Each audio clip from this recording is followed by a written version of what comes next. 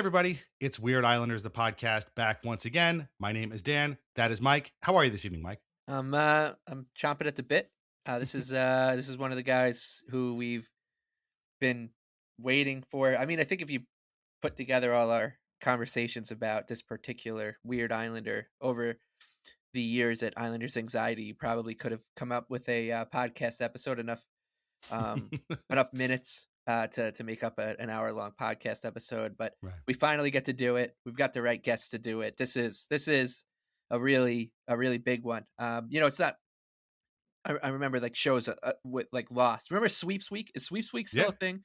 And I have absolutely no idea. Yeah, and network television shows would like try to put their biggest non season finale episode Right. and time it for Sweeps Week. I feel like this is what that is because of the Islander, the Weird Islander we're going to talk about, and of course the moment he's famous for, and of course the team that moment came against, which is all fodder that we love to really sink our teeth into. So I can't wait to get this thing going.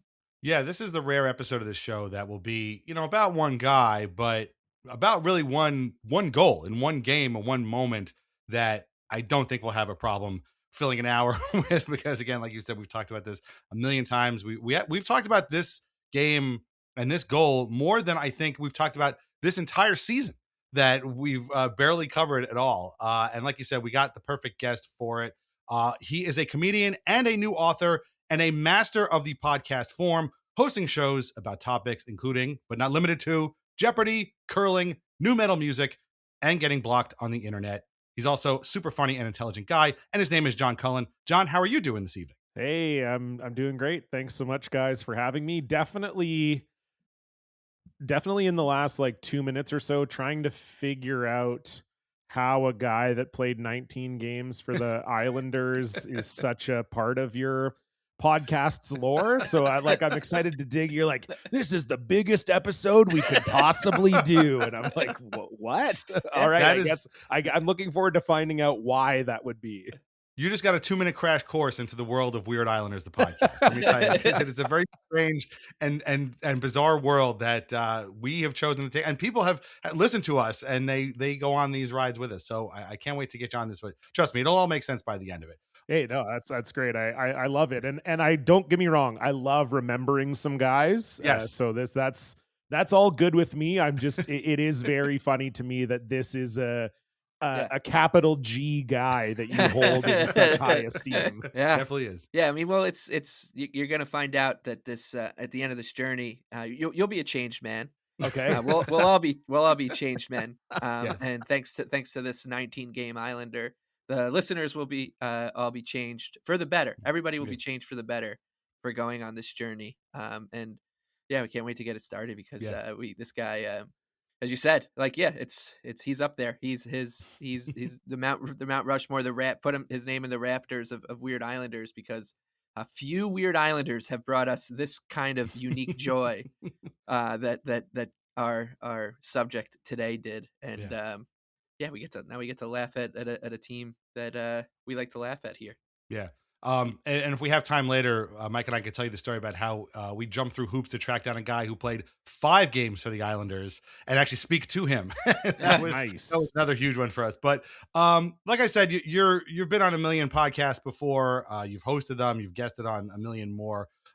Any one of John's podcast appearances is a great place to start. But I actually want to start with Broomgate, a curling scandal. It came out last year. I loved it. I listened to it. I recommended it to just about everybody I can tell. You've won a ton of awards for it, rightfully so. It's absolutely amazing. And now you have a book coming out called Curling Rocks, about your history and observations with the sport. We're here talking about Weird Islanders and kind of the offbeat guys that only played a few games for this team. Curling, I think, is kind of on a similar track. What is it about curling that fascinates you so much and has drawn you in for really all these years? You played it at a super high level. Like, what is it about curling that draws you in?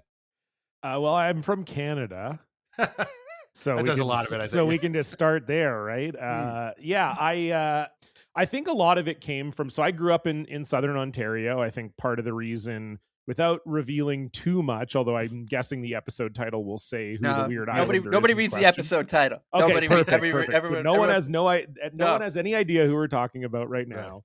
But I'm a lifelong Leafs fan, and I grew up in Southern Ontario, which is definitely hockey country. I mean, I think people think of all of Canada as like everyone is obsessed with hockey, and I think that's true to an extent, certainly from a fandom extent. But I think playing wise, it's not so much the fabric of every city in Canada.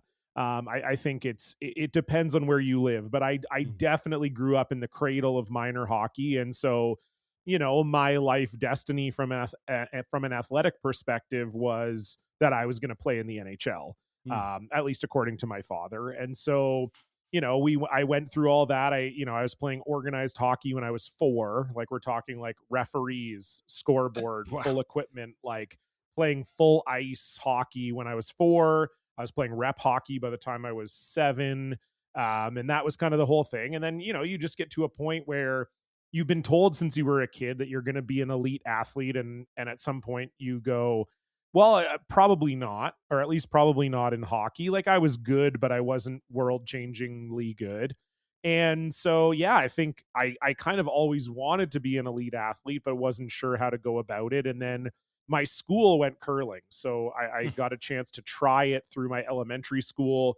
I had obviously seen it on TV, and I was always sort of curious about it because I was also a huge nerd, and I was like in my chess club at school, and I was in the gifted program and all this stupid stuff. So like, I think when people described curling to me as chess on ice, that was actually selling point to me as an 11-year-old kid. I think most 11-year-olds would be like, that sounds insanely lame, but not me, baby. And so, I got a chance to try curling, kind of fell in love with it right away. And it was also at a time where hitting started in hockey, and I was always a smaller kid.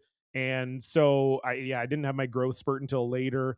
And so it was just like, hitting was coming into hockey. I wasn't going to make the NHL. It was getting to be this kind of violent thing. And curling was sort of the opposite of that.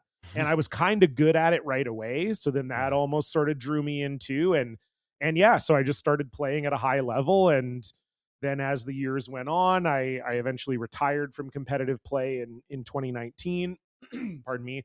And then, I became a media member in the sport, as you mentioned, wrote the book, made the podcast. But I think it's a beautiful sport that doesn't get its due. And so I'm just the guy that's kind of trying to put it on the map because I love it so much. That's chess on ice sounds beautiful to me. This is an Islanders podcast, but I think we've done 6 or 7 episodes on cricket. Okay. And cricket, I always try to sell people on cricket as a lawsuit on grass. And and I like that. I don't know if it's working, but it's worked enough to get Dad to start watching it from here to here. And okay, hey, we're going to do another episode on cricket. In fact, we just did one. We're recording this in late December. We had an English patron come on and do one of our Patreon extra episodes during the Ashes, to talk cricket. And so you're talking our language here with chess on ice. And I love that. So we're all for that kind of stuff. Yeah, there's something about these sports that you catch on TV, once in a while, or in curling's case, once every 4 years, maybe at the Olympics. And not only is Mike has got me, he's opened my eyes to curling, but he's really gotten me watching the darts, which I was watching the World Championship of Darts, which is on Peacock for those who don't know. And, it's these kinds of things that they just somehow draw you in. Like, it's just kind of crazy how. Well, I feel like if you have a podcast focused on players who played for the New York Islanders for a very short amount of time, and the idea of watching sports that would be on ESPN, the Ochos, it kind of seems like the Venn diagram for that is one circle. I can't take credit for this slogan, but the way that the darts was described once by the commentator, who the World Championship trophy, Sid Waddell, is named after. He said it's like going to the Munich Beer Festival. It's a mix between the Munich Beer Festival and going to the Roman Colosseum when the Christians are on the menu. And I was like, that's exactly what going to the darts is like. 100%. You nailed it there for sure. My wife caught me watching it the other day, and She was like, what is happening? I'm like, this is insane. Like, there's people dressed up in costume here. Like, I don't even know if they're watching this, but they're all having a good time. It's kind of infectious. But like I said, this is running around the time of the Olympics, and curling is, about to have its finals.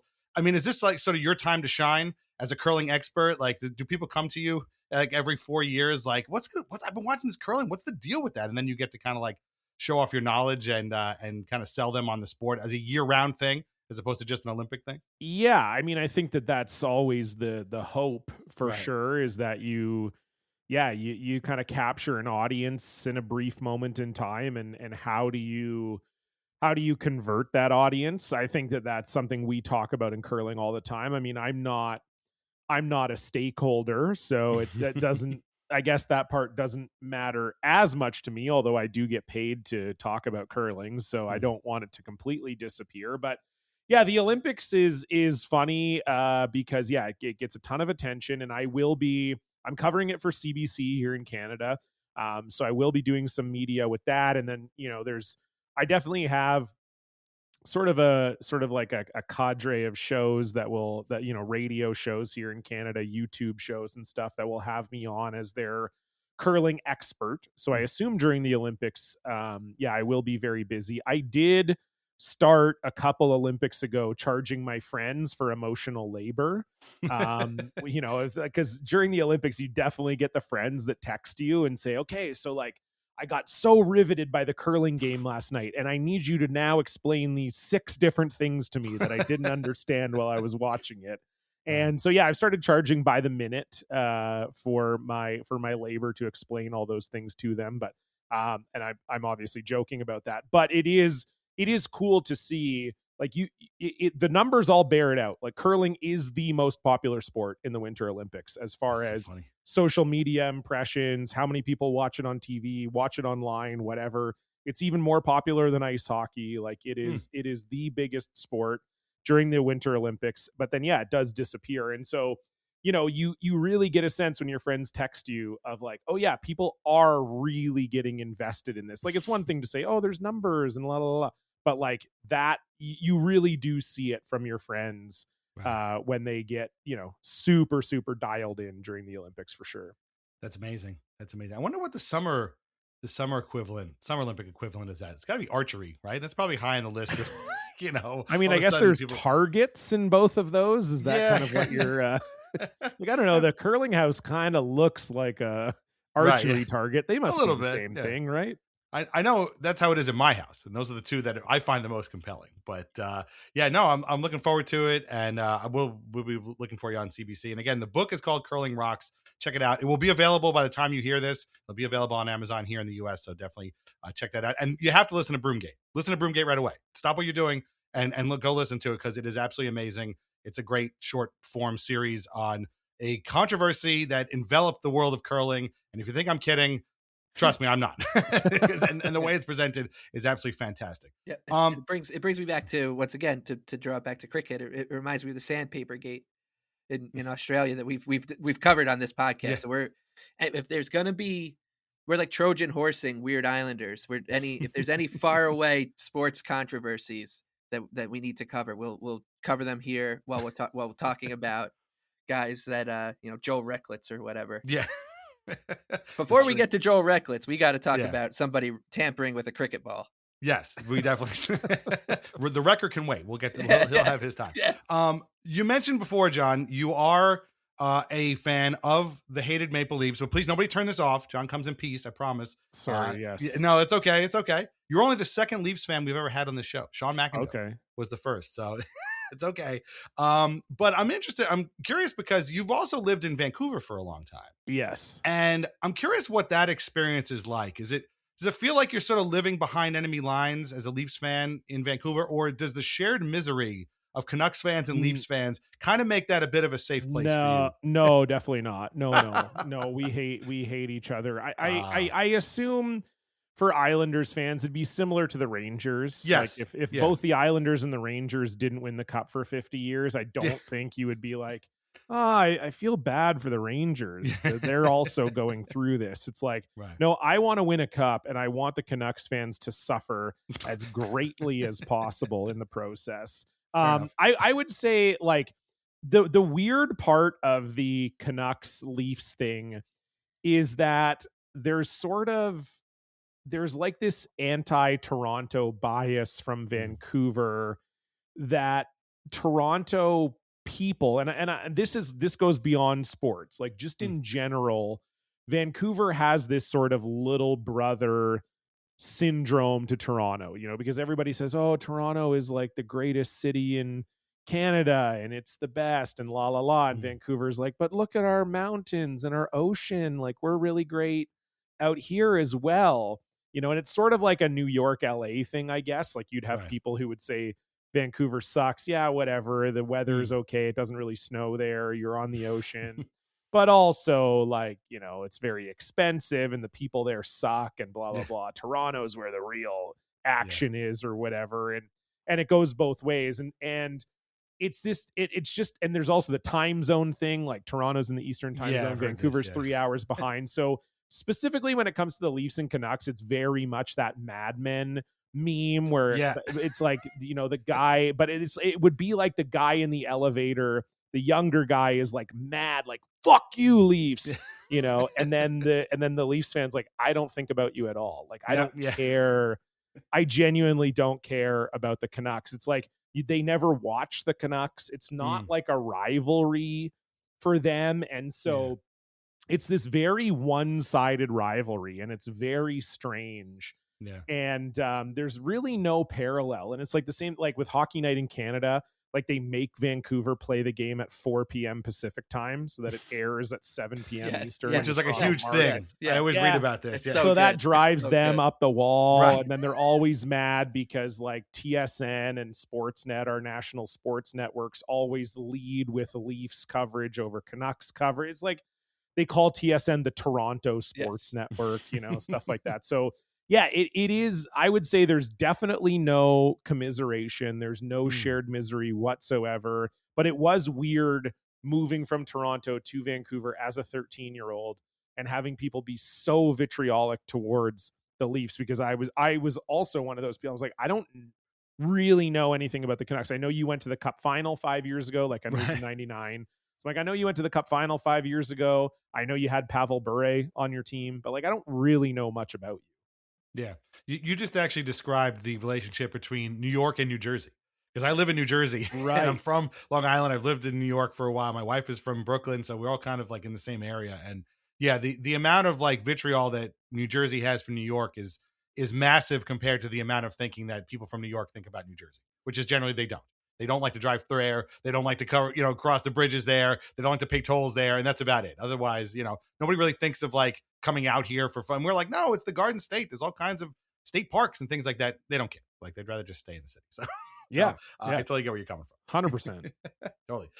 And we are here though. And we are going to get to our Weird Islander right now. And it's funny that the reason we are talking about the Leafs will be very apparent very quickly. Although the player that we're going to discuss never played for the Leafs, although he had one of his greatest moments of his career against that team while playing for the Islanders. And like we've said before, it's a memorable game for us and possibly for Leafs fans too. I don't remember, but we'll find out soon, because John Cullen, will you please reveal the subject of tonight's episode of Weird Islanders, the podcast? Yes, we are covering Weird Islander John Tavares. Hold on. I'm trying to turn this off. All right. Well, could you imagine how sick that would be? You guys remember this weird guy? I have absolutely no recollection of him he was the one that, for some reason, we picked before Victor Hedman. Terrible. Another terrible draft. Tonight we are covering Rob Davison. That's right. Rob Davison, defenseman, always the most memorable players to cover, and had a huge game against the Leafs we're going to talk all about in just a few minutes. Before we do that, reminder that we are on Patreon at patreon.com/Islanders Anxiety. Membership gets you ad-free episodes, bonus podcasts, written posts, chats with us, and a whole lot more. You can try a 7-day free trial of our Country Club tier, or you can just join for free and get our weekly release calendar. Sign up any way you can at patreon.com/Islanders Anxiety. Okay. like I said, I don't expect either of you to remember anything about Rob Davison, because he is a man who is known as a defensive defenseman. And actually, our story begins way out in San Jose, where he played 176 mostly quiet games for the Sharks after getting drafted by them 4th overall in the 1998 draft. He is from St. Catharines, Ontario. And 176 games for a team that was actually pretty good. He went to the one Western Conference final with them, where they lost to the Flames.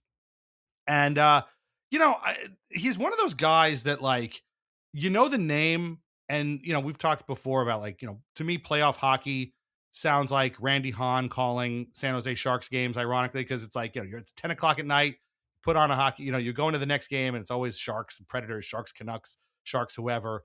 And Rob Davison's he's not Joe Thornton, he's not Logan Couture, he's not Joe Pavelski, any of the big guys, but he's just sort of always there. But John, as a person who spent a lot of time on the West Coast, do you remember seeing any of Rob Davison's games, or like sort of this era of Sharks hockey, and did he stand out at all? I'm guessing the answer is no, but the answer is no for sure. I mean, I definitely remember like this Sharks era for sure. This is when they kind of, like you said, they're starting to make some noise with Thornton and Marlowe and those guys. Is Couture in the picture by 2008, or is he a little before that? I don't know. Or sorry, a little after that. I mean, I'm not sure, but I don't think he's there yet. I would guess, but yeah, I don't know, but obviously that era of the Sharks. I mean, Rob Davison does not stand out at all. He's definitely like, even when you said like we're gonna do Rob Davison because I know you're a Leafs fan, that did not jog me to be like, oh yeah, he's the guy that scored that goal. Like I wouldn't know. I mean, I know as soon as you say it, I can picture it and I know exactly the goal that you're talking about. But I just like, there's no thought in my head of like, oh yeah, Rob Davison, of course, that guy. Right. And feels like kind of, a guy that's sort of a product of that era, right? Like he has 219 games played and is like the type of guy that if he played in this era would have 0 games played, right? Like he's like the type of guy that doesn't really make the NHL anymore. Like unless you're Chris Tanev or Jacob Slavin or some kind of like super elite defensive defenseman, you don't make the NHL anymore. You have to have some degree of puck moving and that kind of thing. And, this sort of stat line of you played 219 games and scored 18 points, like that just doesn't exist anymore in the NHL. So, I have no concept of really who this guy is, but hey, good for him. He came up in the right era, I suppose.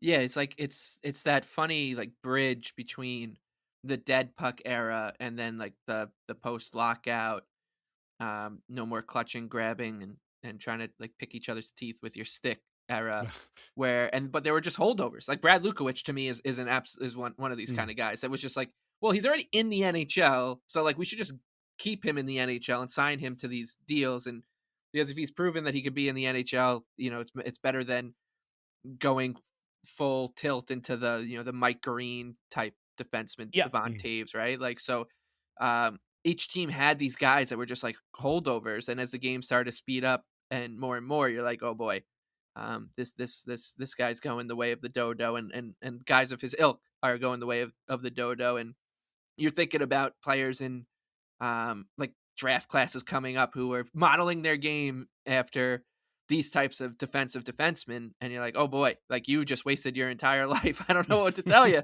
because the sport is changing before our eyes. But I remember Davison's name the same way. Like, and I remember him as that Shark with those jerseys where they had like the shoulder, kind of pad jerseys. Very busy jersey. Yeah, very busy. Still all right, like not terrible, but and they were really they were good. And he was just the guy who, as you said, you turn on a Sharks playoff game, and if Rob Davison was in the lineup, you were like, oh well, that must mean that Mark-Edward Vlasic or someone is hurt because Tom Pricing is hurt because he's in, and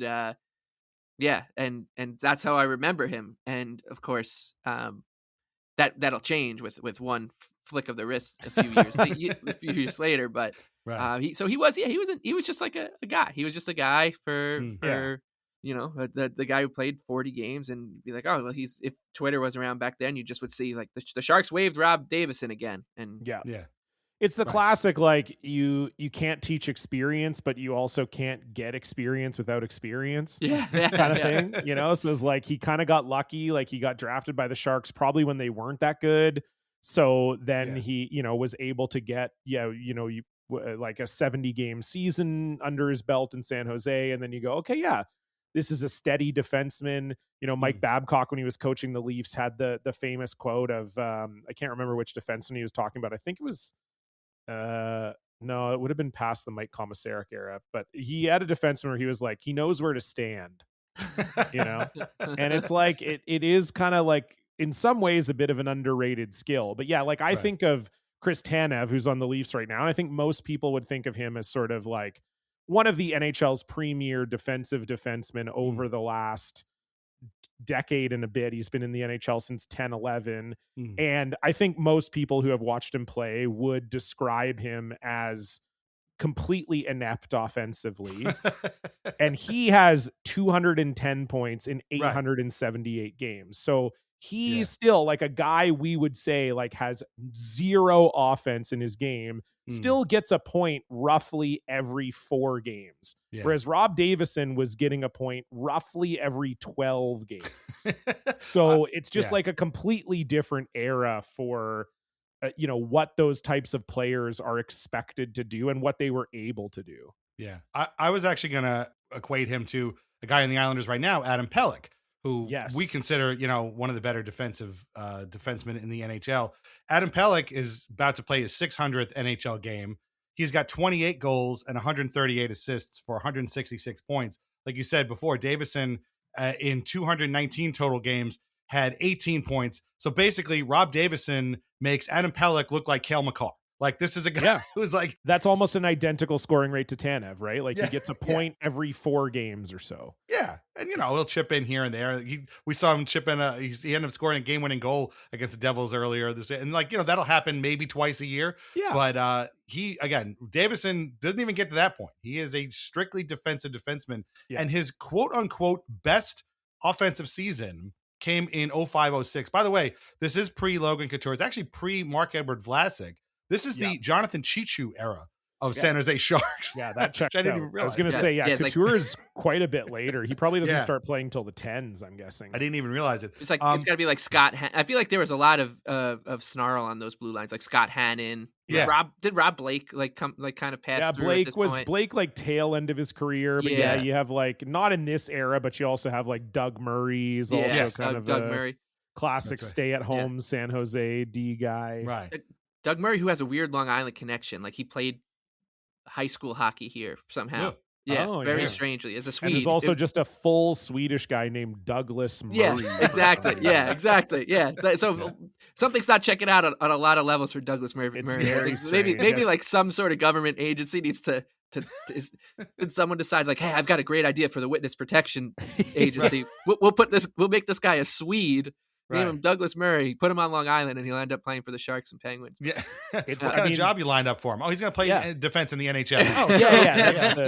Well, don't worry. We'll make it happen. We've got lots of pieces in place. We can totally do it. It's no problem. Yeah. It's like there's to bring it back to curling, one of the best Swedish women's curlers. Her name is Sarah McManus. And it's because her dad was a Scottish soccer player and he played professionally in Sweden, met a Swedish woman. They got married. He ended up staying in Sweden. And so she's fully Swedish, like accent, everything was born there. But it has her name is Sarah McManus, which, doesn't have a Swedish ring to it. And nobody was watching the NHL in these states back then. So it's actually feasible that you could be like, well, look, they're going to be playing games on Outdoor Life Network. So nobody's going to notice that this guy, this rat in the mob is playing defense for the San Jose Sharks of all teams. So don't worry. This game is on Versus. Don't worry about it. You won't be able to find it. We also just did an episode on a Swedish guy named Dick Tarnström. Who is most definitely going to be the last NHL Dick. And that's his name, Dick. Like, we have no idea what his full name is or whatever, why he's named Dick, but he's Dick. So very strange. And now a word from our sponsors. VintageIceHockey.com. Over 100 classic hockey logos on t-shirts, jerseys, hats, mugs, and more. Long Island Ducks, Albany Riverettes, Danbury Trashers, Kentucky Thoroughblades, and so many more. Plus a full line of Islanders Anxiety merch with our portion of the sales going directly to the Center for Dementia Research. These incredible items cannot be found in stores, so shop VintageIceHockey.com today. Relax, sit back, and enjoy wine from The Pinot Project. Rosé, Pinot Grigio, or a Pinot Noir that was named a Best Buy by Wine Enthusiast magazine. These wines are delicious, affordable, and available at area wine shops and at UBS Arena. Learn more at thepinotproject.com. And please, drink responsibly. So Davison's best offensive year, 05-06 for the Sharks, 69 games played, 1 goal, 5 assists for 6 points. So again, this man had a role and he played it, and 219 games is not nothing in the NHL, and 176 of them with San Jose. But and this is a rare time when we get to like the main event kind of midway through. John, I know you're a huge wrestling fan. This is sort of like one of these pay-per-views where the best match is right in the middle of everything, and then the rest of it is sort of like, okay, we got to do this other stuff here. On February 26, 2008, 176 game run of Rob Davison in San Jose comes to an end, and he gets traded to the Islanders for a 7th round pick in that year's draft. I'm assuming this was around the trade deadline or probably just before the trade deadline. Before we talk about Davison and what he does as an Islander in his 19 games for them, we need to talk about this draft pick, because this draft pick, ironically, becomes another defensive defenseman for the San Jose Sharks, and that is Jason Demers. Yeah. And I found this absolutely uproariously funny, that he basically traded Rob Davison for like sort of Rob Davison 2.0. He's obviously much better offensively than Davison was, but like if you told me that Rob Davison was Jason Demers and Jason Demers was Rob Davison, I'd probably believe you. And I mean, honestly, that's a great deal you could make, right? Like you get rid of Davison, sort of the tail end of his career. The Islanders are probably like, we need a defensive defenseman. 7th round pick is nothing. And they basically trade him for Demers, who plays 700 games in the NHL, of which a couple hundred of those are with the Sharks. So, what a great deal to make. I mean, it's perfect. Worked out perfectly. Right. And of course, Jason Demers has a connection to Islander fans as that guy that we talked about a little earlier, who was mentioned, who we for some reason picked before Victor Hedman. When he had his return game, Jason Demers was like tweeting about it the whole time, while still, I think, an active NHLer, and he has that famous tweet of "Hell hath no fury like an Islander fan scorned." Yes. So the connection is not just through this trade. Jason Demers is an Islander, so he's you guys he's really, A-okay in our really book. hated that. Yeah. Like in a way that like no other hockey fan base ever has. Yes. About a guy who left in free agency. Yes. We take a lot of pride in that hatred. If you think we're into the game that we're about to talk about, you have no idea how much we're into the game where Jason Demers was watching TV and tweeting. Oh yeah, no, I know. I watched it, and it was it was an experience for sure. Yes. Time to get back to Rob Davison. Yes. All right. So February 26, 2008, the Islanders acquire Rob Davison. The 7th round pick ends up being used on Jason Demers, which is very funny. This was a really interesting time. I hadn't remembered this. Now, the 07-08 season was a weird one for the Islanders. We've talked about the 06-07 season. That was the Wade Dublowitz year, the crazy, the Ryan Smith year, absolutely insane run to the playoffs. Didn't last very long once they got there, but it was a crazy year. It was a lot of fun. 07-08 season was not exactly like that. A lot of mercenaries were around. Team never really got on track. And they weren't really in a playoff position, I don't think, at any point during the year. But at the same time, Garth Snow in February decided to basically revamp his defense. He traded Chris Simon to Minnesota, and he traded Marc-Andre Bergeron to Anaheim. We've done an episode of this show on Marc-Andre Bergeron, who is almost the exact opposite of Rob Davison, who was all offense, tiny guy, loved playing on the power play. Would probably score more points in a game than Rob Davison would have in his entire career, which is kind of insane. I did not realize this, but it all comes down to this one game. Before we get to that game, I just want to say, so Rob Davison was acquired that day and played that night. And I was at that Yes. game because they played the Penguins, and I was like, I can't miss Rob Davison's debut. So I got to go pay $4 to get into Nassau Coliseum and see. And he showed up. The Islanders were so desperate for warm. That's why they made the trade. They were so desperate for warm bodies on defense that they were like, that Snow was like, yeah, I can't field the team. I got to just throw a 7th round pick at whoever and try to find somebody. Maybe there's like a veteran on an expiring deal who wants to show he's still got something left. And that's how Davison ends up on the Islanders. Because if you look at their opening night blue line, it's and that night, the 26th, there's only like 2 holdovers. It's Bruno Gervais and Radek Martinek. And then Rob Davison's colleagues on the blue line are Aaron Johnson, the second coming of Brian Berard, Martinek Gervais, and fearless Freddie Meyer, of course. And Davison, so we're at the game and I'm noticing, because I'm a freak, I'm like, I don't think he's here. And they said he was going to play.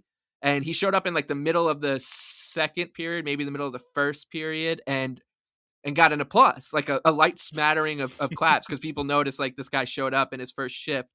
Welcome to Long Island, Rob Davison. You don't know this yet, but you're about to do something incredible that you will be known for the rest of your life, thanks to coming to the Islanders. But yeah, I was at this game. The Penguins beat us, and I remember it. This was probably the best game the Islanders played that entire season. They outshot the Pittsburgh Penguins 52-21 in this game and lost 4-2 because Ty Conklin, of course, stood on his head. It was also, I believe, the NHL debut of Kyle Okposo. And Franz Nielsen scored his first goal of the season that night. It was quite a night at the old barn for Rob Davison's. Well, the red carpet was out for Rob Davison. He just showed up a little late. And to my point earlier, like, hey, we don't care if you show up late. If you show up and play for the Islanders, we love you, and we certainly love Rob Davison. Yeah, this is all news to me. I mean, can I just read the Islanders scratch list from that night, just to show you how desperate they were? Mike Sillinger, Brendan Witt, Sean Bates, John Sim, Andy Sutton, Kip Brennan, Mike Morrison, Darryl Bootland, Matthew Spiller, Tim Jackman, Drew Fada, Joey McDonald, Chris Campoli, Jeremy Colleton, Steve Regier, and Ben Walter. So those guys were all hurt? Yeah, I mean, they were all scratched wow. for NHL.com. Oh, this might, no, you know what? This wasn't Oposo's debut. I think Oposo's debut is the game he scored the goal in. Those guys that's like the entire lineup, basically. Yeah, exactly. So that's why these guys, once again, sliding doors moments, Vesa, Toskala, and Rob Davison don't know this, but they are on a collision course because the Islanders are just going through an insane injury crisis. And also, Gar Snow needs to like trade away players to get assets because the team is out of playoff contention. Right. Yeah. I would still rather have Marc-Andre Bergeron. Okay. So you're right. So first game with the Islanders is a 4-2 loss to the Penguins. Then there's a win and then a whole bunch of other losses. And then we get to March 18th. Nassau Coliseum, Islanders, Maple Leafs. Rob Davison has, to this point, had 1 point as an Islander. He had an assist in a overtime win over Atlanta. This team was going nowhere fast. The Leafs were also going nowhere fast. John, real quick, what can you tell us about the 07-08 Maple Leafs that missed the playoffs that year with a 83 points, 36, 35, and 11 record? Yeah, I mean, they probably stunk. I'm just gonna look at I mean, this was sort of like an in-between kind of time for the Leafs. Yeah. So the Leafs kind of famously obviously they had a great run in the late 90s. I mean, even mid 90s to kind of the mid aughts. And it was because there was no salary cap and Toronto was the richest team in the league. So they bought a ton of talent. They were the place where a bunch of aging stars would go. You know, if you look at some of the lineups from the late 90s and early aughts for the Leafs, it's crazy. If you had all those players in their primes, it would be the best NHL hockey team ever assembled. You know, you have teams that have Brian Leach and Phil Housley on the blue line and Matt Sundin, who was actually in his prime, and Joe Nieuwendyk and Shane Corson and Mike Pekka. And like, there's, they have this sort of tradition of that, or this history of that happening. And then obviously the salary cap comes in, they get in this kind of weird zone where they're not really good. They don't really have an identity either. So yeah, 07-08 I'm looking right now. Matt Sundin leads the team in scoring as a 36-year-old, 78 points. Nick Antropov is second with 56 points. Like they're fine. They're a fine team. They're not horrible. They're not great. And then you look at their goaltending, and they have Vesa Toskala and Andrew Raycroft. And that's really, I think, where a lot of the, this sort of period of the Leafs is kind of defined, because in those Leafs runs, they also had elite goaltending. They had Curtis Joseph. They had Ed Belfour. Before that, they had Felix Potvin, another weird Islander. Oh, yeah. We did an episode on him. Yeah. And so, like, the Leafs had this tradition of having very good goaltending. Even if it was older goaltending, it was very good. And then they had a few years where the goaltending wasn't very good. And so John Ferguson Jr., who was the GM at the time, was like, you know what might solve all of our problems is if we just get elite goaltending. And so he said, well, Andrew Raycroft, he won a Calder Trophy 5 years ago. We should probably trade for him. I bet he would be great. I think that would be amazing. And so I guess technically he won the Calder in 03-04, but he started playing in the NHL in 2000, 2001. So he got the Calder on a technicality, because he beat out Trent Hunter. He beat out our beloved Trent Hunter. There you go. Yeah. He played 15 games in 2000, 2001, 1 game in 01-02, 5 games in 02-03. So he didn't hit the 25 game or the 25 years old mark that bans you from being able to win the Calder. Or I guess at this time they didn't even have the 25-year-old rule, because Artemi Panarin was the guy who put that in place, because he won it when he was 27 or whatever. But anyway, they're like, we got to get this Calder Trophy guy. He's unreal. He had 926 save percentage a year ago. Then the lockout happened. Then he was 879 coming out of the lockout. We'll unlock him with our shit team. And then famously at the time, they had 2 prospect goaltenders, Justin Pogge and Tuukka Rask. Justin Pogge was coming off of a nuclear World Juniors performance, was also quite a good junior goaltender. Boston said, we want Pogge. The Leafs said, no, that's fine. You can have Tuukka Rask instead. So we traded Tuukka Rask for Andrew Raycroft, who was horrible the entire time he was with the Leafs. He was only there for 2 seasons, had an .894 and an .876 save percentage.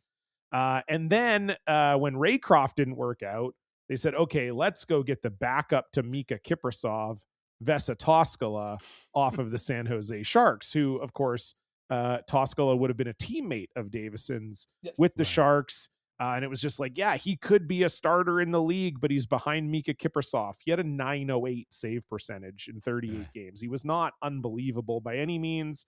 But they said, let's get him for a first rounder and 2 seconds. The first rounder was 13th overall, which ended up being Lars Eller. Good solid player. Wasn't a star, but like you would never see 13th overall being given up for a backup goaltender in today's NHL. Like no chance whatsoever. But yeah, they give up 3 picks for Vesa Toskala and Mark Bell, who basically was chronically injured before they got him and remained chronically injured until he retired. And so it was like we went from we always have an elite goalie to we always have goalies we absolutely hate. And Raycroft and Toskala, that was their goaltending duo that season. And they were as bad as you would expect. And this goal by Rob Davison was sort of the icing on the cake. People were already pissed off at the GM for giving up way too many. Like they traded Tuukka Rask a first and 2 seconds for Andrew Raycroft and Vesa Toskala. So as you can imagine, Leafs fans don't love that. Yeah. And then this goal was just an excuse to pile on in a huge way. Yeah. Also, we should mention that this was the final season behind the bench for Paul Maurice as Leafs coach. Ron Wilson would come in the next year, and I'm sure seeing him win 2 Stanley Cups with the Florida Panthers has been just absolutely delightful. And especially defeating the Leafs both times. And such a smug prick in the media. It's just it's so annoying. I mean, I don't care. Like, I'm not a guy that really cares about a coach. Like, I'm not going to be possessive about, oh, how dare you go on to coach? Like, he coached Winnipeg for 10 years with zero success. He coached Carolina. Like, right. It wasn't like he went on to be some unbelievable coach. Like, he didn't win until 20 years after he left the Leafs. And I think he was coaching the Leafs when he was like 23 years old. He was very young. Yeah, something crazy like that. So I don't really hate him other than, he just said some absurd shit the last couple playoffs. Him and John Cooper, both, like, to face Tampa a bunch of years in a row and face Maurice a couple years in a row now. The two of them, just like the way they talk to the media is it's just, they think like, I'm playing the Toronto media like a fiddle, and I think you sound like a fucking moron. I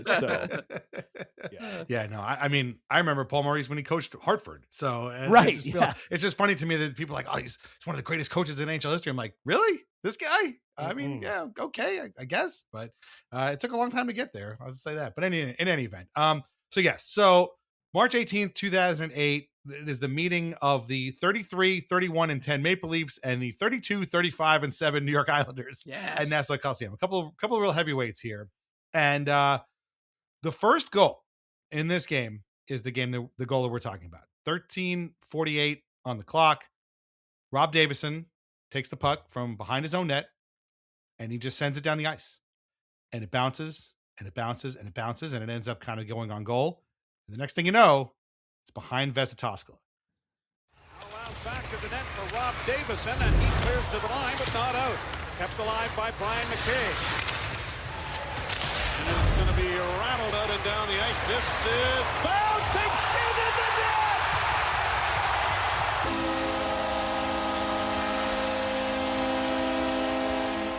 Holy Mackinac! That is a 197-foot shot! I have never seen this before. Here goes the bouncing puck. Follow the tennis ball. 1, 2, 3, 4, 5 bounces. And then right over the glove, and it completely takes a right turn. Man.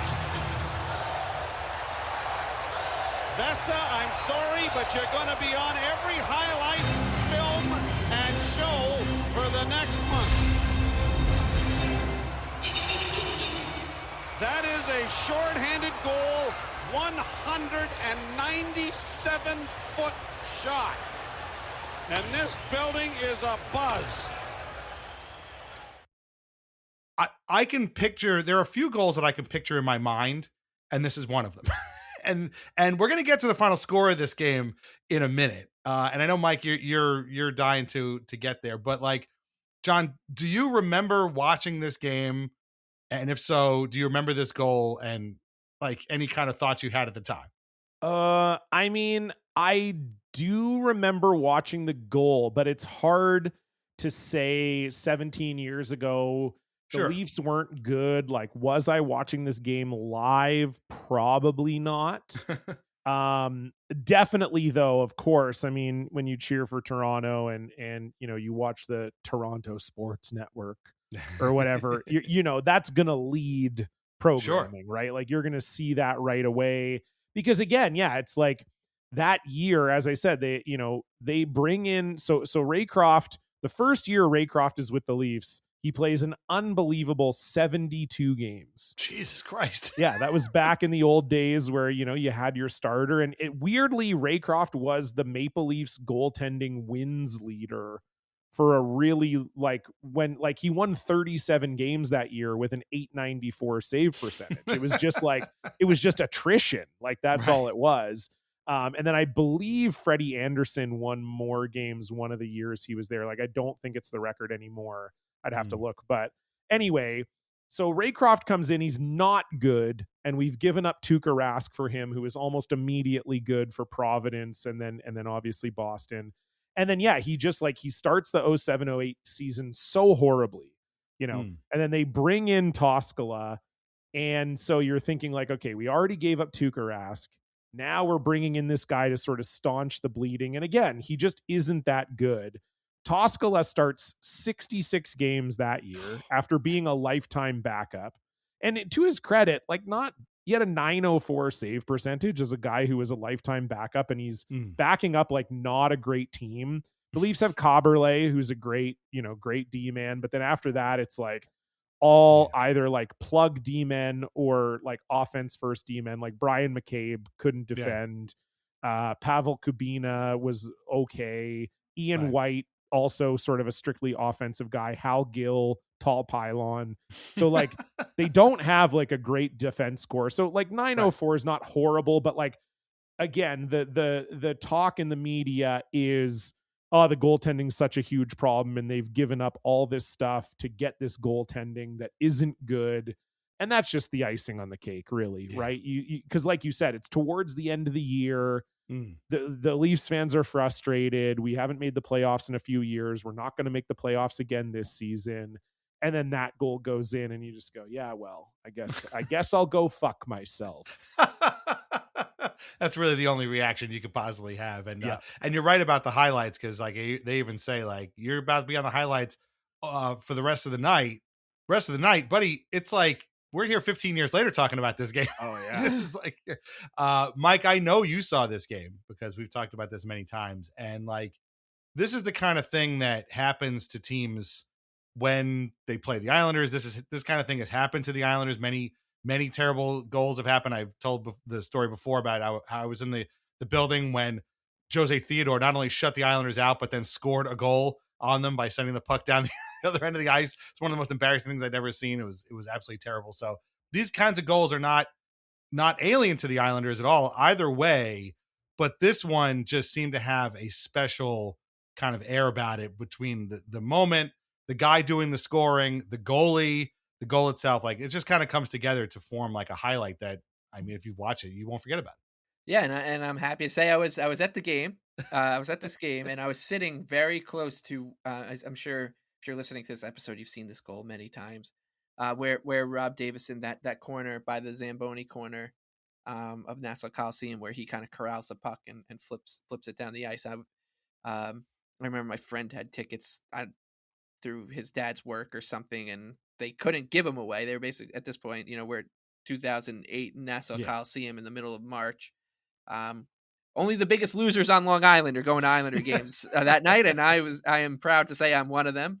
And I was right there, and I had the perfect view of this puck, and I'm watching it bounce. I'm like, that's weird, but never in my mind did I was like, that's gonna go in. Like I was like, so I'm just like watching this thing bounce, and it's a Rob Davison goal. It goes down unassisted, but it was assisted by the Nassau Coliseum ice and aura for sure. That there were some ghosts having their fun. They're like, nobody cared. This game it's the definition of a dead rubber game.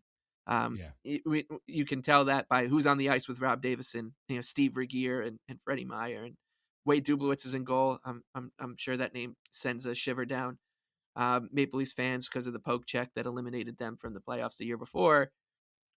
Jason Blake was on the Maple Leafs this season too. So like him being front and center for this goal and is kind of something funny. But my favorite thing, and this is just one of the most aesthetically pleasing goals because they do such a good job, even in the the kind of grainy ish footage of that era of tracking the puck bounce for bounce. But the most aesthetically pleasing part of this goal is that Vesa Toskala is wearing a mask with like a demon on it, and to watch a guy with that a haunting mask let in this goal and like be laying on his side like Costanza after it goes in, and then like stand up, and like the world is just crashing down on this guy. But since it's hockey and he's a goalie, he's wearing a helmet with a demon painted on it, and he's like, and you can just see his eyes under it. Like it's just such a beautifully hockey thing that there's this guy, loneliest guy in the world at the moment. Yeah. And he's got to wear this helmet with this thing painted on it. And you in another sport, if somebody drops like a pass in the end zone, like he's wide open, it just like goes through his hands. He's you could see him like through that helmet. He's taking his mask off, or if a basketball player goes to dunk the ball and misses, like he's wearing that emotion on his face, and he's not wearing an insane demon painted on his face when he's doing it. He's not wearing a costume, essentially. So that just adds to it. This episode is brought to you by Indeed. Stop waiting around for the perfect candidate. Instead, use Indeed sponsored jobs to find the right people with the right skills fast. It's a simple way to make sure your listing is the first candidates see. According to Indeed data, sponsored jobs have 4 times more applicants than non-sponsored jobs. So go build your dream team today with Indeed. Get a $75 sponsored job credit at Indeed.com/podcast. Terms and conditions apply. The result of this game didn't matter at all. The Islanders were out of the playoffs. The Leafs were out of the playoffs. The Leafs beat the Islanders 8-1 earlier in the season. They could have scored 15. Darcy Tucker was on the roster that night. He could have. We hate him, his guts, obviously. He could have scored 4 goals in this game, and it wouldn't have mattered. Walking out of that building, just being like, "Oh man, I'm gonna have a lot of fun with this one for the rest of my life," is a really special feeling. And given the history of the two franchises since, and what John was saying before a little bit about the Vancouver-Toronto rivalry, I do think there's probably some shades of that with the Islanders and Maple Leafs, where like we talk about them a lot. We devote a lot of time on our podcast talking about this team, probably to the annoyance of several listeners. Yes. Whereas Maple Leafs fans are probably like, oh yeah, the Islanders, I remember them. Oh yeah, but we don't care about the Islanders. Yeah, exactly. All. Yeah, I mean, and if we do, it's actually probably positive. Like I think Matthew Schaefer seems like a really nice kid. He's a very good hockey player. I used to curl in the same league as Bo Horvat's wife. Oh wow! For quite a few years. Bo used to come out to the games and watch when he was on Vancouver. Yeah, his wife was quite a good junior curler. She went to the Canadian Junior Championships a couple times. And then when she got into women's curling in BC, she made it to women's provincials a few times. And yeah, so I know their family. He signed a jersey for my brother-in-law, who's a huge Canucks fan. So yeah, like if anything, like I don't even think of, like when I think of the Islanders, I don't even think of, oh, that's where John Tavares came from. Like maybe I did when the move first happened, but it's been 9 years now. Right. Like I don't think about it like that. Yeah. And that's a totally normal way to go about your life. Unfortunately, we're not able to get over that. But I think that's part of it, is like these little, like the David Ayers thing, this goal, of course, the fact that we have these moments, those binders that you'd keep old baseball cards in. I feel like anytime like I'm want to feel better about myself and think of the Maple Leafs, I can kind of just like flip through the binder of these kind of moments, and I can get off the couch and be like, you are a great guy. They're the real losers. And this is one of the big ones for me. And I love bringing it up because I was there and I got to witness it. And there's nothing about this highlight reel and all the replays and the commentary and the reactions from everyone. I think Brian McCabe like goes over and like gives him a kiss basically. Yeah. Like there's nothing about this that doesn't make me smile. Even 17 years later, that this is what it's all about. This is the most insane thing that we care about. And this moment happens. It's very singular.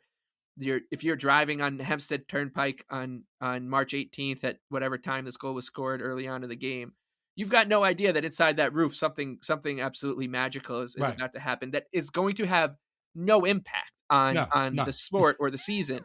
That's like the best part. Like these goals, they should be like, oh my God, that's the goal that sent the Islanders to the playoffs or eliminated the Leafs or something like that, right? But this one just is a complete dead rubber. It has absolutely no impact on the sport other than it being a very fun clip to laugh at all these years later. Yeah. And that's wonderful.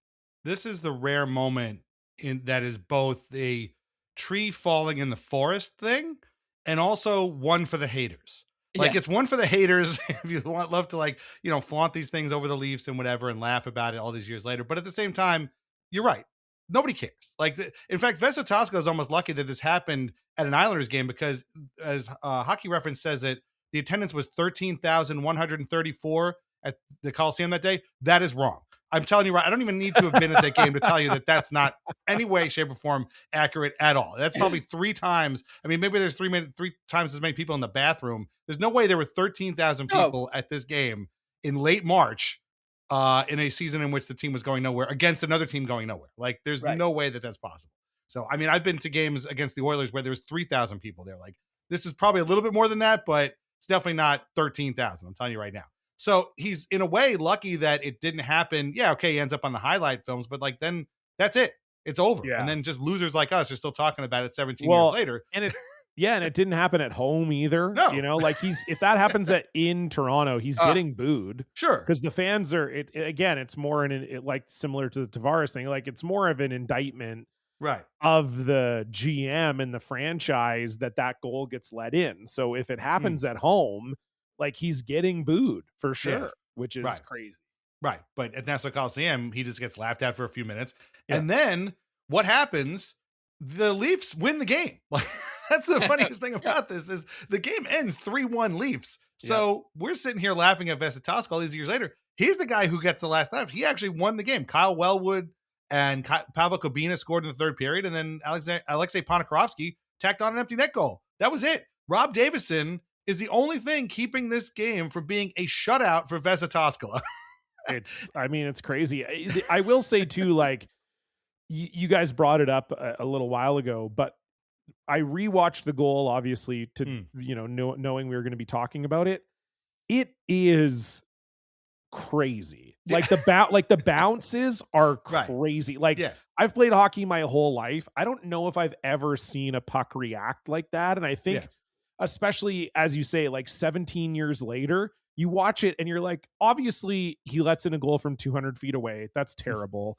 But there is a part of you watching it today where you go like, yeah, I mean, the puck, I mean, it was pretty fucked up. Like you could see a goalie letting it in, like the bounces it's taking to get to the net. It's positively bananas when you get the view, like they have a camera angle that's like behind Toskala, like it's right behind Toskala. It's nuts. Like you're almost like, I could see letting that in. Like it's crazy. Yeah. Right. Yeah. Yeah. It's almost like you can hear someone being like, yeah, he'd like to have that one back, but because you can kind of give him a pass, and the bounces are insane, as you said, and the way you can tell that this was totally abnormal and there are demons and ghosts involved is that he swipes at the puck with his glove. Like I don't think in any game before or since have I seen a goalie have to deal with a dump in like that, or a clearance, 200-foot clearance that ends up on goal like that, where the goalie isn't like perfectly square to the puck, where if for some reason it bounces, it's going to hit him in the chest or the helmet, or if it's in the air and like for some reason dies, it's going to hit his legs. Like they're going to be square to it. Toskala is like, it's impossible to be square to it because the puck is moving left to right, up and down. He's like, holy shit, I'm basically swinging a baseball bat at this thing. It's like a slow pitch in softball, and sometimes people swing and miss at it, and he did. And it continues on where like they like the Islanders bench is like kind of doesn't know how to react to it. Like they're having a laugh, and then they like go to Davison, and he's almost seems embarrassed by it. Right. And like the score bug under is like Rob Davison goal, and I've never seen footage or distance. It says Rob Davison first goal, 174-foot shot. And he's just like there chewing on his mouth guard, and probably doesn't even know any of these guys from Adam yet because he just joined the Islanders, and he's like the most anonymous player. Well, I was thinking, how many people in the arena even knew Rob Davison was an Islander? Like, who the hell is this guy? Like, where'd he come from? So just a bizarre circumstance. Like your point about the bounces, John, is 100% on. Like, I don't know if I've ever seen bounces that high. Like they're like 4 inches off the ice. Like, it bounces like right in front of the crease. And like the clip I watched, they interviewed Wade Dublowitz after, because obviously he had a great view of it. You know, he's got kind of a straight on view, and he even said, and like, it doesn't seem like he's just saying it to say it. Like he says, like, honestly, it could have happened to anyone. Right. Like I was watching it. It had a crazy spin on it. Like he was almost kind of like, yeah, I'm just glad I wasn't in net for it, because it was such a crazy, bounce. And then, Rob Davison, they interviewed him in the same clip, and he kind of said the same thing of like, I'm just trying to get a change. I clear it down the ice. I feel bad for him. Like, obviously I wasn't trying to score, la, la, la. And so, yeah, it's definitely it's a strange moment in time, but yeah, it's one where you look at it and yeah, there's some that goalies let in from distance, and it is the goalie's fault. Like, they should have played it different, or they should have done this or that. And this one kind of doesn't feel like that. Right. Like, it just kind of feels like Dublowitz said, it kind of feels like, you know what, that could have happened to anybody. Yeah.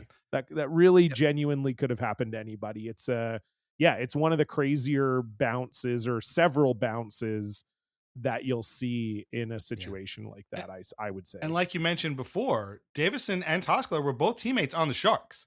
And so they asked Toskala after the game, and, I guess he was kind of, they did win, so I guess it wasn't too bad. But he said, if one guy was going to do it, I'm glad it was you, because he knew Davison from San Jose, which I think is a great attitude to have. So, yeah, just a bizarre situation. And even more bizarre, and we talked about this off the top, Rob Davison is a man who played over 200 games in the NHL. He scored 3 goals in that time. 3 goals in 219 games. This was the last one he would ever score in the NHL, which is like just every time you try and unpack a different layer of this one goal that literally meant nothing in the grand scheme of anything, it just gets more and more bizarre. So that was about it for Rob Davison and the Islanders. They would finish out of the playoffs. The Leafs would finish out of the playoffs. Davison would finish with no more points that season. They would their season would end with a 3-3 tie, or a shootout win over the Rangers. Yeah, they had no ties back then. And after 19 games as an Islander, 1 goal, 1 assist, that was it. Rob Davison was gone. He was done. He ended up signing with Vancouver in July of 2008. Spent 23 games with the Canucks. Not a very long time there. And then he ended up signing with the Devils in 2009. I had no recollection of this whatsoever. Ended up playing 1 regular season game for the Devils, but he played in a bunch of preseason games for them. And in 1 preseason game, just to tie it back to the Islanders, he fought both Michael Haley and Matt Martin in the same preseason game, which is a Devils game against the Islanders. Islanders haven't opened at home since 1998. Here we go. Now major scrap for them, entangled here. And it's Matt Martin who can definitely throw him. And now there's another fight going on as well outside the original one. And is that Martin? It is. Martin got into a fight last night with Simmons after he got chumped by Sean O'Donnell from LA. He and Rob Davison hooks up here. Boy, oh boy.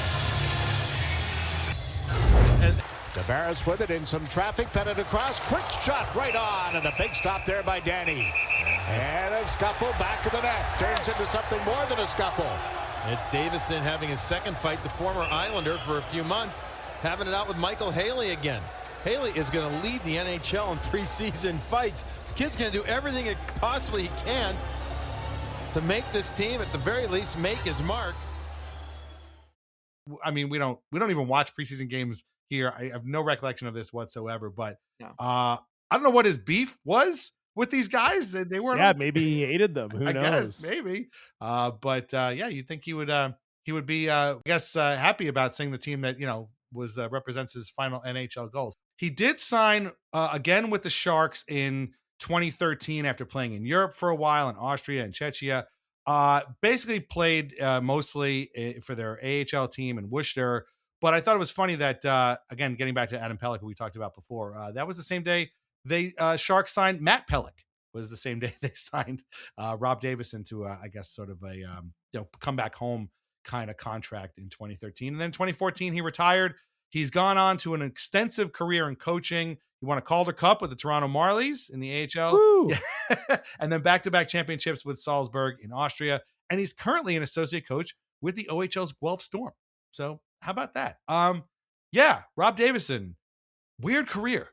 Very weird. I thought it was just weird that he scored this weird goal for the Islanders, but it turns out there's a lot more weird going on in Rob Davison's career. John, has this trip down, I don't want to call it memory lane, but Rob Davison lane, taught you anything about this player or about this era of the NHL that maybe you didn't remember? Not really. I don't think. I mean, I guess I didn't remember how like I didn't think I would come out of this maybe being like slightly a Vesa Toskala apologist, having rewatched the goal and everything. Yeah. So maybe that. But no, I mean, I think it was, we talked about it way back at the start of the pod, but just the idea of the sort of defensive defenseman. And again, that's not to say those don't still exist in the NHL, because they definitely do. But most of them can move the puck at a certain level. They score points at a much higher level. Like this type of player feels like a bit of a relic, or even if you did have this type of player making the NHL, they're not playing 220 games, so I think he did pretty well for himself. Right. As you said, he scored this goal that we're still talking about, but like guaranteed, it's not just that we're doing a Remember Some Guys podcast. It's also a goal that Leafs fans still definitely talk about. And so, he has that legacy forever, and that's something worth remembering, I suppose. Yeah, he's Rob Davison wakes up every morning since March 18th, 2008, and doesn't know if he's going to walk into a room and someone's going to be like, "Oh, you're that guy. You're the guy that scored that goal against my team or for my team, or that I saw on YouTube." And he's going to be like, yeah, no, I am. And like, I feel like there's like a level of celebrity where people stop you in the street and you're like, oh man, you basically play the hits, right? And you probably get really tired of it.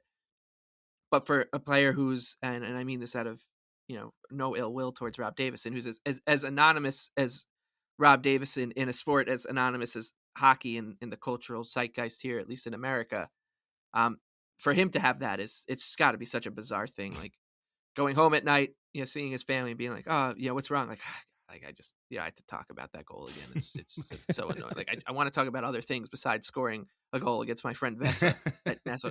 I don't even remember any of the other 18 games. I don't really remember anything about Long Island or anything. Yeah. I think I showed up late to my first game, but and I got to talk about that goal. And I think about a lot of the guys who were probably, you look at some of the names who were on the ice or playing in that game, and there are some guys with heft, whether they be like cultural or franchise icons up in Toronto, like Darcy Tucker, who obviously we despise, or Tomas Kaberle, Brian McCabe, who played forever.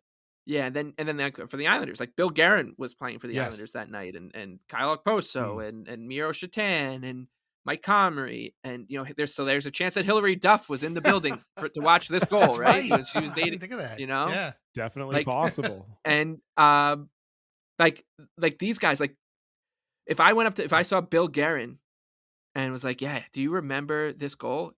I really wonder if he's like, yeah, was I there for that? I know it happened, but I don't even know. But as fans, we're like, of course I remember the Rob Davison goal for the Islanders, and I remember where it happened, how it happened, how many bounces it took, and so it's just, it's such a funny, bizarre thing that is only going to happen in sports, and specifically in hockey, and maybe specifically at Nassau Veterans Memorial Coliseum, because that one had eyes, and so we always say, like, these walls did talk, right? Nassau Coliseum, and they had some fun that night.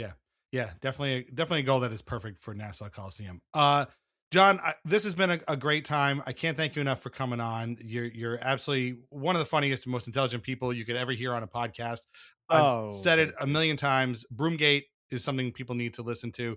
You also do What Is, a Jeopardy podcast with Emily Heller. You do the PDO cast with Brian Quimby. It's all about new metal music and music of the late 90s, early 2000s. And of course, the legendary Blocked Party with Stefan Heck. This is an incredible breadth of podcasting acumen here that, I mean, most people, we have a bunch of podcasts, but they're all about the Islanders because that's all we ever really think about. Are there any subjects you haven't tackled yet on a podcast that you're just like, if I had another chance, if I had to start another podcast, it would be about this? Oh, yeah. I mean, weirdly, I have like 2 other podcast ideas that I would love to do. I genuinely do not have time to do them.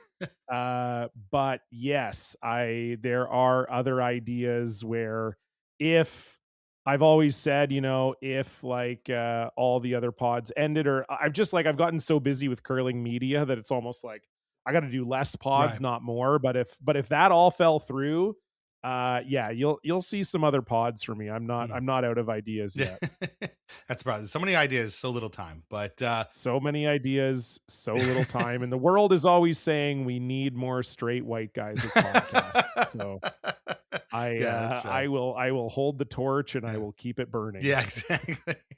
Definitely no shortage of them. But wherever it is, whatever you're doing, I will be listening. Again, thank you so much. I hope you've had a good time with us tonight. Where's the easiest place to find all of these podcasts? Again, just so everybody, because I tend to talk too fast. For sure. Yeah. No, had a great time. This was awesome. Thanks so much for inviting me. You can basically find out. Obviously, you've said a lot of stuff, but you can find out everything about me. I'm at Cullen the Comic on Instagram, at John Cullen on Blue Sky, and I'm kind of always updating what's going on with me pod wise and everything else in those places. So so give me a follow on either of those, and we'll see you there. Please do that. And again, John is a big wrestling guy, so if you want to talk wrestling, that's another subject he knows a lot about. So do that. Follow him at Cullen the Comic, basically everywhere you can, or John Cullen, wherever you can. Become a member at patreon.com/Islanders Anxiety for commercial-free episodes, bonus shows, the whole gamut. You know what I'm talking about. Or try a 7-day trial for free. Our theme song is Knuckles by Bjorn Falk. Listen to more of Bjorn's music on Bandcamp and on Spotify. Read Lighthouse Hockey every single day for your most up-to-date Islanders news and discussion. Islanders Anxiety podcasts are part of the Fans First Sports Network. Find us wherever you get your podcasts and on YouTube. Please leave us a review where you can. Subscribe to us on YouTube. Shop VintageIceHockey.com. Try wines from the Pinot Project. Mike, any final thoughts from you on the 19-game Islanders career, quote-unquote career, of Rob Davison, this goal against Vesa Toskala, Leafs teams of the late 2000s, or anything else we've covered? We've covered a lot here tonight. Yeah, as I promised John, you're going to be a changed person by the time this podcast is over, and I think we all are. I will say I'm definitely 2 hours older. Yeah. The one thing I will say is, I'm thinking back to it. I'm pretty sure I went to this game and was like, if the Islanders just win this one and then they can string together a few more wins, we could be right back in this playoff race. Yeah. And they didn't do that. So, shocking. But I did get something. I got something much more valuable out of this game than that. So that's probably why I was at that game. But I'm just very, very grateful that the Islanders gave us this, and Rob Davison gave us this one, because we'll never forget it, and nor will we, nor should we. And it's beginning days of YouTube too, so it was one of those things that went viral at the time, when going viral actually meant something. And it was fun to see the Islanders logo on Sports Center and stuff. So thank you to Rob Davison. Thank you, John. Thank you most importantly to, as John said, I'm coming out of this thing being like, I've got a lot of respect for Vesa Toskala. And I would love to tip my cap to Mr. Toskala as well. So thank you, Vesa, for that too. Yeah. And if there's one thing that we've come away with here that maybe people didn't realize, is that, the Islanders lost that game. So we could talk about that goal all day, but at the end of the day, they lost the game, which they did a lot back then. But this has been a lot of fun. Thank you so much for listening. We'll be back in a couple of weeks with another great guest and another weird Islander. Until then, keep the Islanders weird. We'll talk to you soon. Take care. Bye-bye.